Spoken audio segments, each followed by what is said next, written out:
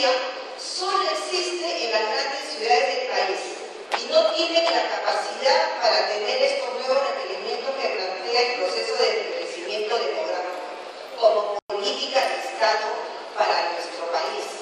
Y como dice la ley 28803, que se refiere a la pregunta 19, promulgada el 19 de julio del 2006 por el presidente Alejandro Toledo, en su artículo primero dice: dar un marco normativo que garantice los mecanismos legales para el ejercicio pleno de los derechos reconocidos en la Constitución Política justamente del adulto mayor.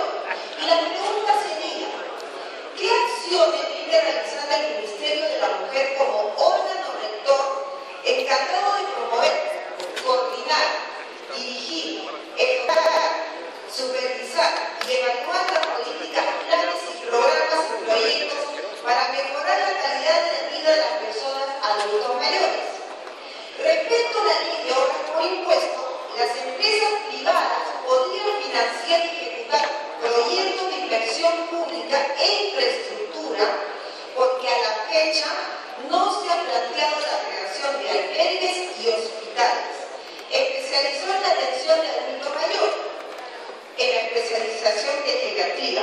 ¿O por qué no trabajamos con el Ministerio de Justicia, con la presencia de la ministra, si podría tomarlo en cuenta también, que tienen casas encantadas de los narcotraficantes, que están abandonadas, edificios, para inmediatamente ampliar lo que ustedes están haciendo? La ministra de la Mujer vino el 25 de marzo y conjuntamente con el congresista Rondón y todos los miembros de la Comisión de Salud estamos preocupados en este punto de la población de adulto mayor.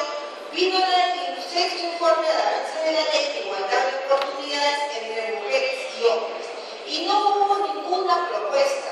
Si queremos hablar de propuestas constructivas y no hacer ahora norma política, que siempre estamos acostumbrados a una catarsis, que es bueno, es un control político para culminar, presidente. Entonces, yo estoy proponiendo sugerencias y propuestas políticas, porque el adulto mayor, donde estamos acá, vamos a llegar. ¿Y a dónde vamos a ir? O seguiremos sacando plata de nuestros bolsillos para que las familias nos puedan atender, porque eso es lo que está pasando. Lo que queremos es políticas de Estado y políticas públicas